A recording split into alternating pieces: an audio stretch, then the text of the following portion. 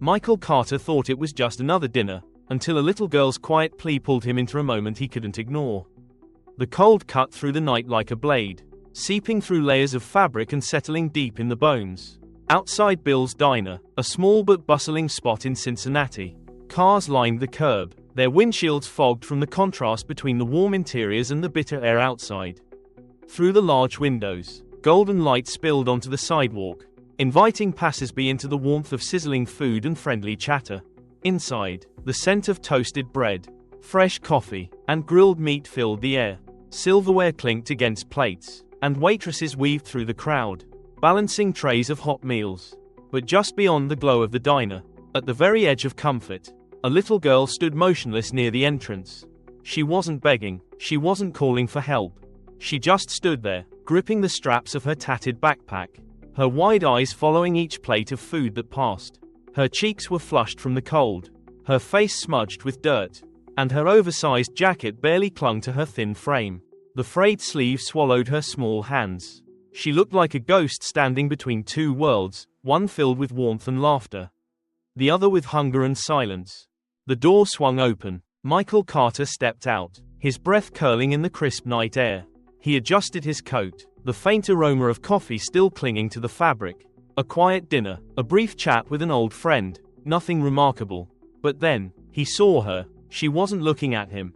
She was looking at the takeout box in his hand, a simple white foam container. Still warm, holding half a sandwich and some leftover fries. She licked her lips without thinking, then pressed them together as if she'd caught herself. This was the kind of moment most people chose to ignore, a fleeting glance, a flicker of discomfort, and then they moved on. I don't have time, someone else will help, maybe she's not even really homeless. But Michael didn't move on. He stepped toward her, only then did she look up. Her gaze a mix of hunger, hesitation, and something harder to place, not fear, not quite trust. Sir, do you have any food to spare? Her voice was small, careful, like she had asked before and had been turned away too many times. Michael exhaled slowly, lowering his gaze to meet hers. Up close, he could see the dirt streaked across her forehead, the way her fingers curled tightly around the straps of her backpack, her knuckles white from the grip. He didn't answer right away, not because he didn't want to help, but because he knew this wasn't just about food. It was about how you choose to respond when no one else is watching. Instead of simply handing her the container and walking away, he did something unexpected. He crouched down, his knees nearly touching the cold pavement, making sure they were eye level. What's your name? The girl hesitated, shifting her weight from foot to foot. The wind picked up, blowing strands of her unkempt hair across her face. Lena, she finally whispered. Michael nodded, letting the name settle in his mind. Have you eaten today? Her small shoulders lifted in a slight shrug, as if she didn't want to admit the truth.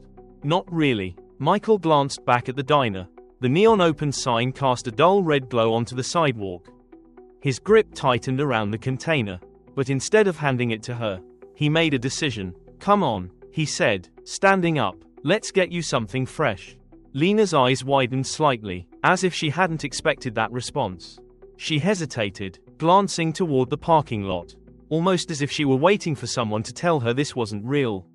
Michael didn't rush her, he just held the door open. The warmth of the diner spilled out into the night, carrying the smell of buttered toast and grilled meat. For a second, she didn't move. Then, she stepped inside. The sudden shift from cold to warmth sent a shiver through Lena. But she didn't complain, she just clutched her backpack tighter and kept her head low, as if unsure she was supposed to be there. Michael scanned the room for an empty booth. The diner was still busy, families finishing their meals, a group of truckers speaking in low voices at the counter, a tired waitress refilling a man's coffee. No one noticed them. He led her to a booth by the window, pulling out a chair for her before taking a seat across from her. Lena sat stiffly, like she expected someone to come over and tell her to leave. Michael saw it in the way her small hands rested on her lap. Fingers curled inward, her whole body wound tight. A waitress approached, notepad in hand, barely looking up. What can I get you? Michael nodded toward Lena. Whatever she wants. Lena hesitated. She was used to small things, leftovers. Whatever someone was willing to spare. The idea of ordering something just for herself seemed foreign. Anything, Michael encouraged. Go ahead. Her lips parted slightly, but she still didn't say anything. The waitress, sensing her hesitation, softened her tone. How about a burger? She suggested. Lena finally nodded. With fries, of course. And to drink? She thought for a moment. Chocolate milk. Michael smiled. It was the first time she had asked for something without hesitation. As the waitress walked away, Lena lowered her gaze to the table, her fingers tracing an invisible line across the scratched-up surface. Silence settled between them. After a moment, Michael spoke. Where's your mom? Lena's fingers stilled. She didn't look up. At the shelter. He waited, giving her space to say more. But she didn't. And your dad? Her grip on her backpack tightened just slightly. I don't know. Michael watched her carefully. The way she answered told him more than the words themselves. How long have you been staying at the shelter? Lena shrugged. A while. Her voice was even, but there was something in her eyes, a quiet acceptance that no child should have. Like she had already learned to stop expecting things to get better. Michael leaned back in his seat, studying her. He knew what it was like to grow up with instability, to wonder if things would ever settle, to pretend you weren't hungry when you were, to sense the weight of adult problems you weren't supposed to carry. But this wasn't just a rough patch. This was something deeper. The arrival of food broke the tension. Lena sat up a little straighter as the waitress placed the plate in front of her, a thick burger, a generous pile of fries, and a small glass of chocolate milk. She didn't wait. She picked up the burger with both hands and took a bite, chewing fast like she expected someone to take it away. Michael didn't say anything. He just watched. And he knew, tonight wasn't just about a meal. It was about something bigger. It was a beginning. Michael didn't rush her. He just let her eat. Halfway through her meal, she finally slowed down, taking a small sip of her chocolate milk. Then, as if the thought had been lingering in her mind, she looked up and asked, "Why are you helping me?" Michael met her gaze, his voice calm but firm. "Because you asked." Lena chewed on her lip. "Considering that, most people don't." Michael exhaled, running a hand along the edge of the table. "Most people want to help. They just don't know how." She nodded, but something in her eyes said she wasn't convinced. A few minutes passed in silence, the soft clatter of dishes and quiet conversations filling the space between them. Then, almost hesitantly, Lena spoke again. "It wasn't always like this." Michael looked up. "What do you mean?" She pushed a fry around on her plate. "Before my dad lost his job, we had a place, a real place. I had my own bed." Her voice was steady, but Michael could hear the strain underneath. Then he left, and everything changed. She didn't elaborate, and Michael didn't push, but he knew what she wasn't saying. He could see it in the way her shoulders hunched, in how she wouldn't quite meet his eyes. There was more to this story, but something told him he'd have to earn her trust before she would tell it. And as he sat there, watching her carefully, Michael realized one thing: helping her wouldn't be as simple as just buying her dinner. The meal was nearly finished now.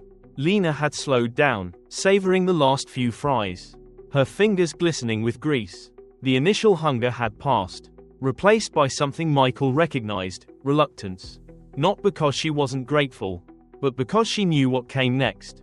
The night, the cold, the uncertainty. Michael set his elbows on the table, choosing his words carefully. "Your mom, she's at the shelter, right?" Lena nodded, wiping her hands on a napkin.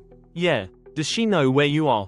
For the first time since they sat down, she hesitated, not because she was hiding something, but because she wasn't sure what the right answer was. "She knows I go out sometimes," she admitted, twisting the napkin in her hands, "to see if anyone's got food left over, or spare change." Michael inhaled deeply. He had seen this before. Kids forced into roles too big for them. A child shouldn't have to think about survival, shouldn't have to strategize hunger. "Do you want me to take you to her?" he asked gently. Lena's shoulders stiffened. It wasn't the reaction he expected. "If I go back too early, she'll be mad." Michael frowned. "Why?" Lena bit her lip, then shrugged. "Because she's tired. Because she's sad. Because nothing ever gets better." She said it flatly, like she was reciting something she had already accepted. Michael felt something heavy settle in his chest. Before he could respond, the front door swung open. A gust of cold air rushed in. A woman stepped inside, her dark, tangled hair pulled into a loose ponytail. a coat 2 sizes too big swallowing her frame. Her eyes were searching, desperate. Lena noticed her at the same time Michael did. She tensed, gripping the edge of the table. "That's my mom." The woman spotted Lena, her face a mix of relief and frustration. She crossed the diner in a few quick steps. "Where the hell have you been?" Her voice was sharp, but low, like she was trying to control it. She reached for Lena's arm, not to hurt her, just to pull her close. Michael noticed the way Lena flinched. "Just slightly. I was just eating," Lena mumbled. The woman finally looked at Michael, her expression hardening. "Who are you?" Michael sat back, keeping his voice calm. "Just someone who bought her dinner." The woman's jaw tightened, her gaze flicked to the empty plate. She looked embarrassed, defensive, grateful, all at once. "She shouldn't be bothering people," she muttered. Michael shook his head. "She wasn't, she just asked for food." The woman exhaled, her shoulders sagging. Now that she was closer, Michael could see the exhaustion in her face. The deep lines, the dark circles, the kind of weariness that no amount of sleep could fix. She turned to Lena, softening slightly. "You can't just run off." Lena didn't argue, she just lowered her head, gripping her backpack strap again. Michael watched the interaction carefully before speaking. "How long have you been at the shelter?" The woman hesitated, her hands tightened into fists, then relaxed again. "A few months," she admitted. "It's not what I wanted, but it's what we've got." Michael nodded, giving her space to continue. "I worked at a warehouse for years," she said, voice tight. "Then the layoffs came. One thing led to another. Rent went up, and that was that." Her words were clipped, not because she didn't want to talk, but because she had told this story too many times already. And nothing had changed. Michael had seen this cycle before. People didn't just fall into homelessness overnight. It happened in pieces. A job lost, a bill missed, a car breaking down, and before you knew it, you were fighting to stay above water with no lifeline. He exhaled, watching Lena lean against her mother, a silent reminder of what was at stake. "What if I could help?" Michael asked. The woman blinked, caught off guard. "Help?" Michael nodded. "I know a place, a non-profit. They help families get back on their feet. Jobs, housing, everything." The woman studied him carefully. Not suspicious, just tired of empty promises. "You a politician or something?" she asked. Michael let out a small laugh. "Something like that," she exhaled, rubbing her forehead. "Look, I don't need handouts. She cut herself off, swallowing hard. "I just want a chance to fix this." Michael met her gaze. "Then let me help you get that chance." She didn't answer right away, but something in her posture shifted. For the first time since she walked in, she let herself hope. But Michael knew, offering help was one thing, getting her to take it was another. The tension at the table didn't break immediately. The woman, Lena's mother, studied Michael with careful eyes, as if waiting for the catch. Help always came with strings. She had learned that the hard way. Lena, still leaning against her mother, watched silently. Her small fingers gripped the edge of the booth seat. She wasn't used to seeing her mom hesitate. Usually, decisions were made quickly, out of necessity, not choice. Michael didn't rush her. "You don't have to decide right now," he said, his voice steady. "But I want you to know, it's an option." Lena's mother, still wary, shook her head. "You don't understand. These places, these programs, they make you jump through hoops. They want you to prove you're worth saving." Michael heard the bitterness in her tone. He had seen it before. The way the system broke people down, before it built them back up. "This isn't like that," he assured her. "They don't just offer a cot for the night and call it help. They find solutions." She rubbed her temples, exhaling sharply. "And what if I don't fit into their system? What if they decide we're not their problem?" Michael leaned forward, resting his elbows on the table. "I'll make sure they don't." She looked at him again. Really looked. "Why do you even care?" Michael held her gaze. "Because someone cared about me once. And it changed my life." The weight of his words settled between them. Lena glanced up. Curiosity flickered in her tired eyes. Michael didn't offer more. Not yet. This wasn't about him. He wanted her to believe this wasn't just another empty offer. But before she could respond, a voice from the other side of the diner interrupted. "Excuse me, sir." Michael turned, finding himself face to face with a middle-aged man, broad shoulders, work-worn hands, a badge clipped to his belt. Our cop. Emily stiffened. Her mother did too. The officer cleared his throat. Is everything okay here? Michael's jaw tightened. He knew what this was. A woman with a homeless look and a child sitting with a well-dressed man in a diner. It created an image people didn't like to see. Before Michael could respond, Emily's mother spoke first. We're fine. Her voice was sharp, defensive, the kind of tone that came from too many bad experiences. But the officer didn't leave. Instead, he glanced at Michael. Sir. Michael kept his expression neutral. I said we're fine. The officer hesitated. Then, after a beat, he gave a slow nod and walked away. Emily exhaled softly. She was used to this, the glances, the judgment, the way people assume things without knowing anything at all. Her mother shook her head. That's why I don't take handouts. She muttered. People think you're a problem before they even know your name. Michael let her words settle. She was right, but that didn't mean she had to fight this battle alone. He reached into his pocket, pulling out a small notepad and pen. He scribbled something down, tore the page, and slid it across the table. This is the number of a non-profit. If you change your mind, call them, tell them I sent you. Emily's mother hesitated before taking the paper. Michael wasn't sure if she'd use it, but at least now, she had a choice. As he stood to leave, Emily's voice stopped him. Wait, what happened to you? Michael paused, looking down at Emily. She had asked the question so quietly that, for a moment, he almost thought he had imagined it. But her eyes, curious, tired, and a little desperate for an answer, made it clear she wasn't letting it go. Her mother shifted in her seat, glancing between them but saying nothing. She didn't stop Emily from asking, but she didn't push for an answer either. Michael exhaled, pulling his coat tighter. I grew up in a town not too different from here. We didn't have much. Some nights, nothing at all. He hesitated, his gaze steady. My mom, she struggled.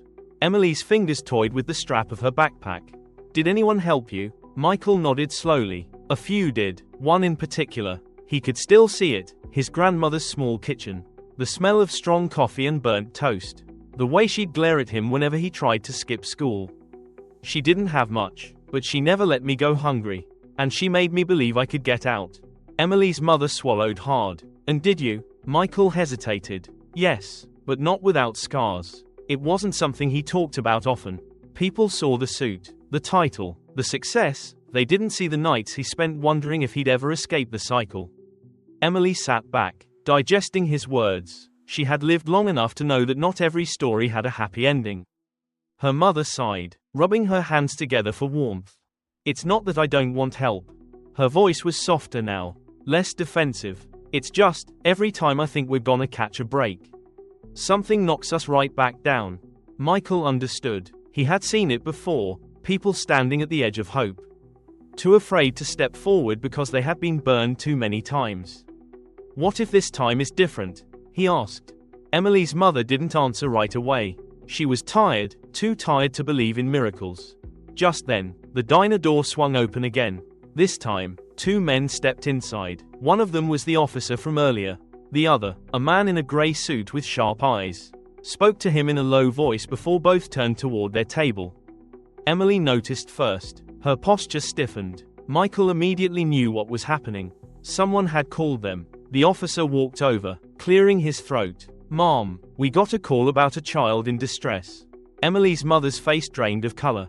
What? Her voice was sharp, panic creeping in. The man in the suit stepped forward, flashing a badge. CPS. We need to ask you a few questions. Emily's grip on her mother's sleeve tightened. Michael stood before her mother could respond. This is a mistake, he said firmly. The CPS worker didn't flinch. Sir, are you a relative? Michael's jaw clenched. No. The worker turned back to Emily's mother. Mom, we just need to confirm your situation. We're not here to take your child away. But that was the problem. That line had been said too many times before, and it wasn't always true. Emily's mother's breath came faster. She had fought too hard to keep her daughter safe. We're leaving, she said, grabbing Emily's hand. The officer blocked her path.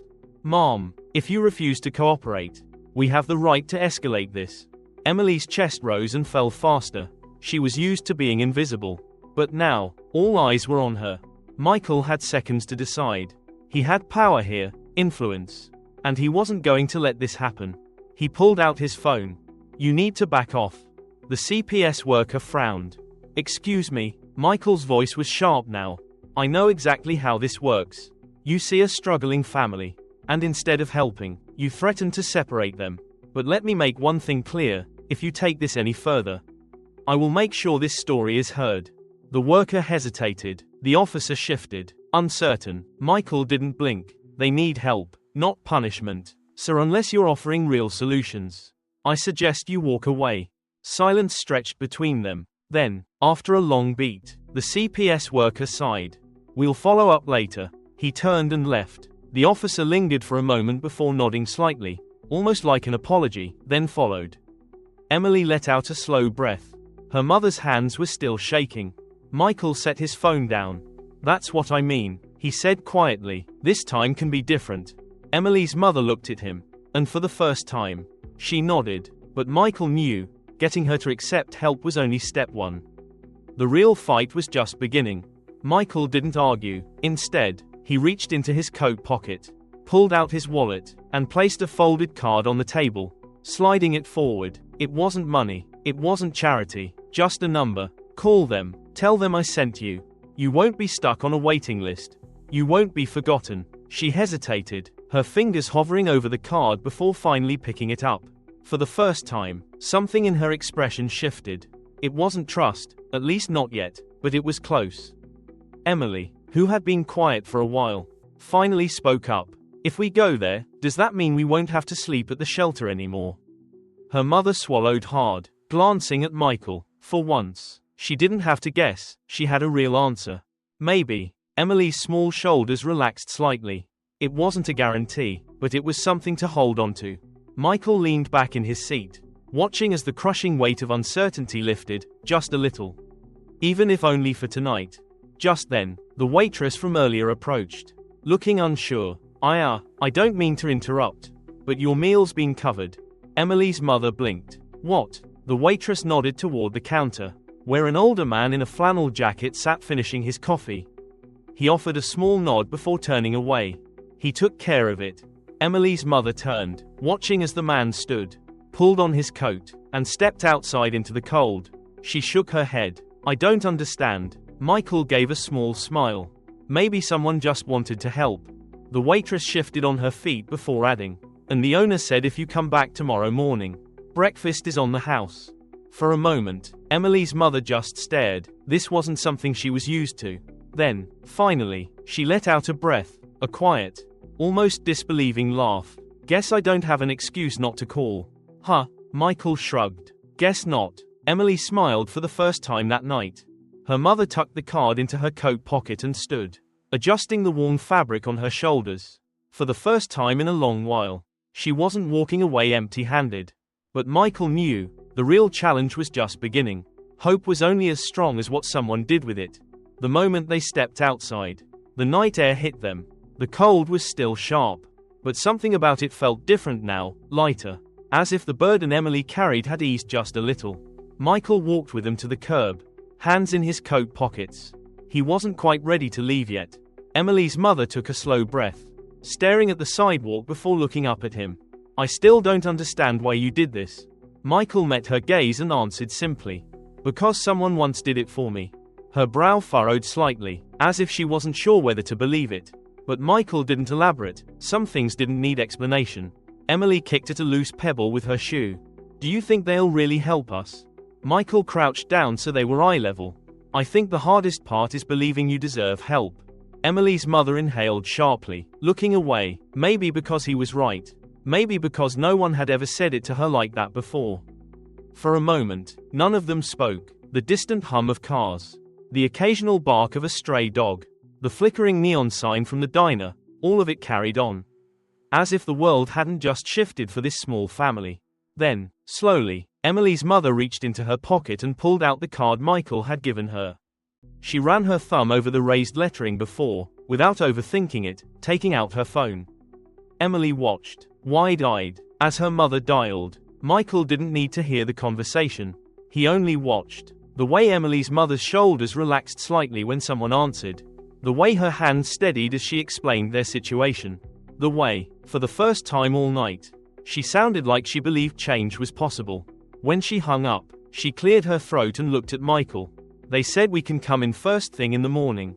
Michael nodded. Good. Emily reached for her mother's hand, gripping it tightly. For once, she didn't have to wonder where they would go next. Michael pulled out his keys and stepped toward his car. His role in their story was done. The rest was up to them. As he opened the door, Emily called out, "Wait." He turned. Emily hesitated, then took a step forward. "Thank you." Michael smiled. "You're welcome." Her mother nodded as well, her grip on Emily tightening. She might not be fully convinced yet. Doubt might still linger, but she had made a choice. And that meant something. Michael slid into his car, started the engine, and pulled onto the road. The diner faded behind him. The two figures on the sidewalk grew smaller in his rearview mirror. But somehow, he knew, this wasn't the last time he'd hear about them. Some acts of kindness ripple further than anyone realizes. And sometimes, the smallest moment can change the course of someone's life forever. If this story moved you, don't let it be something you forget. Look around. Someone might be waiting for help. You just have to notice.